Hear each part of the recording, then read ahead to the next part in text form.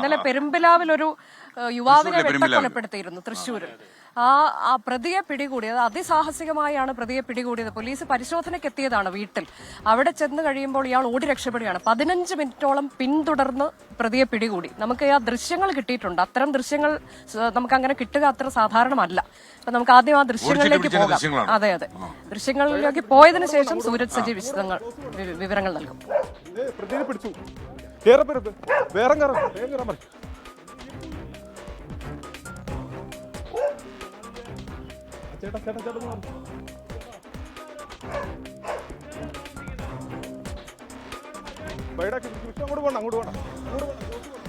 സൂരജ് സജിയുണ്ട് വിവരങ്ങളുമായി. സൂരജ്, ഇവിടെയും ലഹരി ഒരു വില്ലനായി മാറിയിട്ടുണ്ട് എന്നാണ്. ലഹരി കച്ചവടവുമായി ബന്ധപ്പെട്ട തർക്കം അതാണ് ഈ കൊലപാതകത്തിലേക്ക് നയിച്ചത് എന്നാണ് പുറത്തു വന്ന വിവരം. കൂടുതൽ എന്തൊക്കെ കാര്യങ്ങൾ പോലീസ് പറയുന്നുണ്ട്?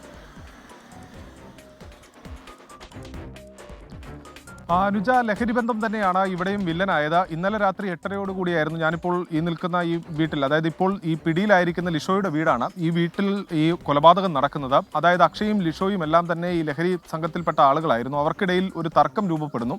അതേ തുടർന്ന് അതായത് ഈ പിടിയിലായ ലിഷോയ് അടക്കമുള്ളവർ ഒരു നിഖിൽ എന്ന് പറയുന്ന വ്യക്തിയുടെ ഗ്യാങ്ങിലേക്ക് പോയി എന്നൊരു സംശയം, ആ സംശയത്തിലേക്ക് നയിക്കുന്ന ഒരു റീൽ ഇന്നലെ പുറത്തു വന്നിരുന്നു. അതേ ചൊല്ലി ഇവർ ഫോണിൽ വിളിക്കുകയും തർക്കമുണ്ടാവുകയും ചെയ്തു. അതിനുശേഷം ഞാൻ വീട്ടിലേക്ക് വരാം എന്ന് പറഞ്ഞുകൊണ്ട് അക്ഷയ് ഭാര്യയോടൊപ്പം വീട്ടിലേക്ക് വരികയായിരുന്നു. ഇവിടെ എത്തി തർക്കമുണ്ടാകുന്നു. ആ സമയത്ത് ഈ ദൃശ്യങ്ങളിൽ കാണുന്ന ഈ സ്കോർപിയോ കാറിന്റെ ഗ്ലാസ് അക്ഷയ് അടിച്ചു പൊട്ടിക്കുന്നു.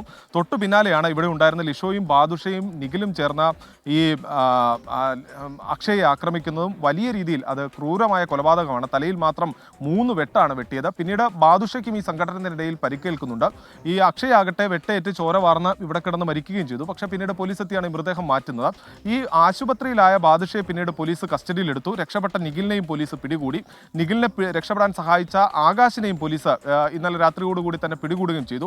സിറ്റി പോലീസ് കമ്മീഷണറുടെ നേതൃത്വത്തിൽ കാടിളക്കിയുള്ള ഒരു തിരച്ചിലായിരുന്നു ഇന്നലെ രാത്രിയും ഇന്ന് പുലർച്ചെയും എല്ലാം നടന്നത്. അങ്ങനെ 6 മണിക്ക് നമ്മൾ ഈ വീട്ടിലെത്തുന്ന സമയത്ത് ഈ പ്രതി, അതായത് മുഖ്യപ്രതിയായിട്ടുള്ള ലിഷോയെക്കുറിച്ച് മാത്രം ഒരു സൂചനയും പോലീസിനുണ്ടായിരുന്നില്ല. 6:10 നമ്മൾ ഒരു ലൈവിന് വേണ്ടി തയ്യാറായി നിൽക്കുന്ന സമയത്താണ് ഈ വീടിന് പുറകുവശത്തെ കുറ്റിക്കാട്ടിൽ നിന്ന് പ്രതി ഓടി വരുന്നത്. പ്രതി ഓടി ഇങ്ങോട്ടേക്ക് എത്തുകയായിരുന്നു. നമ്മുടെ ക്യാമറയ്ക്ക് മുന്നിലേക്ക് ഓടി വരുന്നു. പക്ഷേ ആ സമയത്ത് എന്ത് ചെയ്യണമെന്ന് അറിയാൻ പാടില്ലാത്തൊരു അവസ്ഥയായിരുന്നു. ആ സമയത്ത് ഒരു പോലീസ് ഉദ്യോഗസ്ഥൻ ഇവിടെ നിന്ന് ഓടി. അപ്പോഴേക്കും പ്രതി ഏകദേശം ഒരു 100 മീറ്റർ അകലെ എത്തിയിട്ടുണ്ട്. ആ കാണുന്ന റോഡ് അവിടെ നിന്ന് ഇടത്തുവശത്തേക്ക് പ്രതി തിരിയുന്നു. അതിനുശേഷം ഈ വീടിന് പുറകിലേക്ക് പോയ പ്രതിയെക്കുറിച്ച് പിന്നീട് ഒരു സൂചന ഉണ്ടായിരുന്നില്ല. ഒരു 20 മിനിറ്റ് നേരം ഒരു 300 മീറ്റർ ചുറ്റളവിൽ പോലീസ് വലിയ രീതിയിലുള്ള തിരച്ചിൽ നടത്തുന്നു.